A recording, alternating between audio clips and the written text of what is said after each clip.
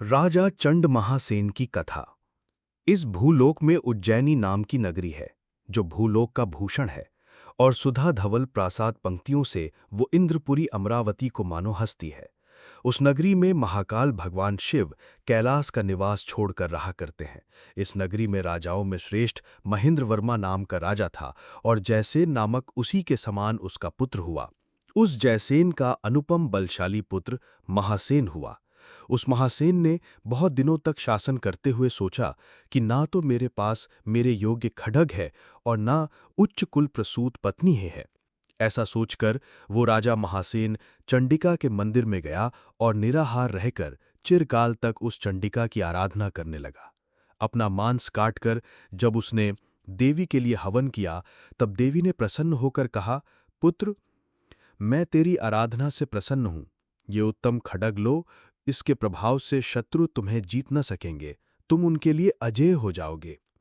और अंगारकासुर की अंगारवती नाम की कन्या है, जो त्रैलोक्य में एकमात्र सुंदरी है, वो शीघ्र ही तुम्हारी पत्नी बनेगी। तुमने अपना मांस काटकर बलि देते हुए अत्यंत चंड उग्र कार्य किया है, अतः तुम्हारा नाम चंड महासेन होगा। इतना कहकर और खड्ग को देकर देवी अंतर्धान हो गई, और राजा भी मानसिक संकल्प की सफलता से हर्ष का अनुभव करने लगा। महाराज, वो खड्ग और नडागी नाम का हाथी, ये दो उस राजा के उसी प्रकार के अमूल्य रत्न हैं जिस प्रकार इंद्र के पास वज्र और ऐरावत हाथी। इन दोनों के प्रभाव से अत्यंत सुखी राजा चंड महासेन एक बार शिकार खेलने के लिए घोर जंगल में गया। वहां उसने सहसा बहुत लंबे चौड़े एक भीषण शूकर को देखा, जो दिन में सिमटे हुए रात के अंधकार के गोले के समान प्रतीत हो रहा था। वो शूकर राजा के तीक्ष्ण बाणों से विद्ध होकर भी आहत न हुआ, और राजा के रथ को टक्कर मारकर एक बिल में जा घुसा। राजा क्रोध से भरकर और रथ को छोड़कर उसका पीछा करते हुए धनुष के साथ उसी बिल में चला गया।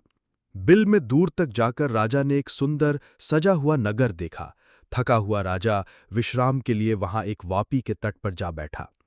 राजा ने उस वापी में अनेक सहेलियों के साथ स्नान करती हुई एक सुंदरी कन्या को देखा, जो धैर्य को नष्ट कर देने वाले कामदेव के एक बाण के समान थी।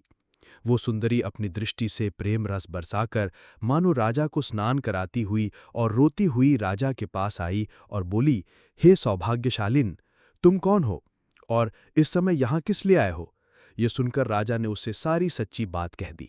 राजा की बातें सुनकर उस सुंदरी ने आंखों से अविरल अश्रुधारा और हृदय से धैर्य को एक साथ ही छोड़ दिया। तुम कौन हो और क्यों रो रही हो?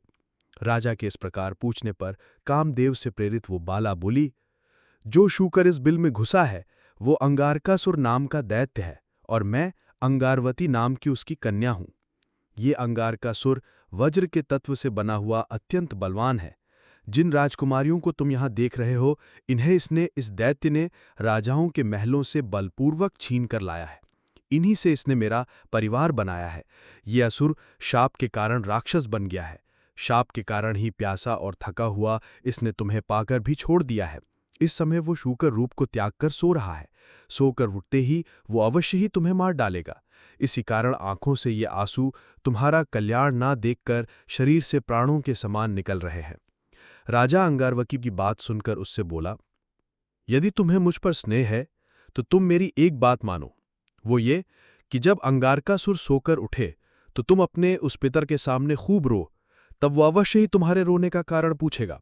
तब तुम उससे कहना, मुझे ये दुख हो रहा है कि यदि तुम्हें कोई मार डाले तो मेरी क्या गति होगी। यही दुख मेरे रोने का कारण है। तुम्हारे ऐसा करने से मेरा और तुम्हारा दोनों का कल्याण होगा। राजा से ये सुनकर अंगारवती ने उसी प्रकार करना स्वीकार कर लिया। अंगारवती ने पिता के भय से राजा को पास ही कहीं छिपा गया और स्वयं सोए हुए पिता के निकट चली गई। वो दैत्य जब जागा तब कन्या रोने लगी।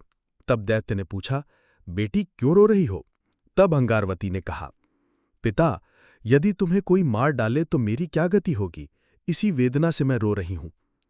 उसके ऐसा कहने पर वो दैत्य हंसकर कहने लगा, बेटी, मुझे कौन मारेगा?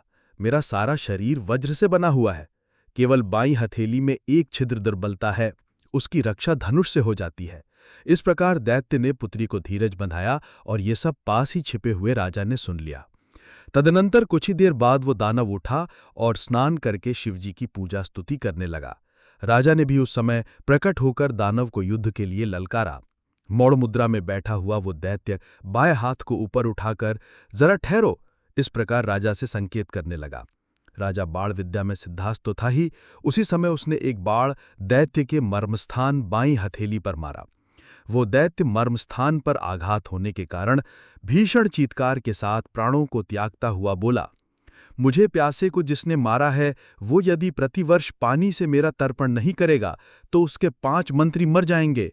इस प्रकार कहते हुए अंगारकासुर ने प्राण छोड़ दिए और राजा भी उसकी पत्नी अंगारवती को लेकर उज्जैन चला गया।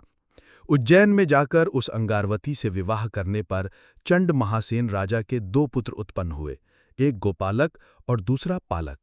राजा ने दोनों का जन्मोत्सव खूब धूमधाम के साथ मनाया। एक बार सोए हुए राजा को स्वप्न में इंद्र ने कहा, राजन, तुम मेरी कृपा से अपूर्व सुंदरी कन्या प्राप्त करोगे।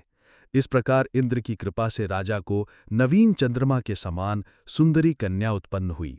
उसके उत्पन्न होते ही आकाशवाणी हुई कि इस कन्या के गर्भ से कामदेव का अवतार होगा, जो सब विद्याधरों का चक्रवर्ती होगा। राजा प्रसन्न होकर उस कन्या का नाम इसीलिए वासव दत्ता रखा क्योंकि वो उसे वासव अर्थात इंद्र के प्रसाद से प्राप्त हुई थी।